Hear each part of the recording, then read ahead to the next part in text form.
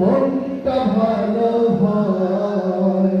ওযু করে পড়বে নামাজ ফরজগারে পর।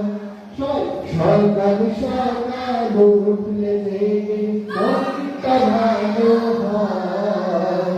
ওযু করে পড়বে নামাজ ফরজগারে পর। ওযু করে পড়বে নামাজ ফরজগারে পর।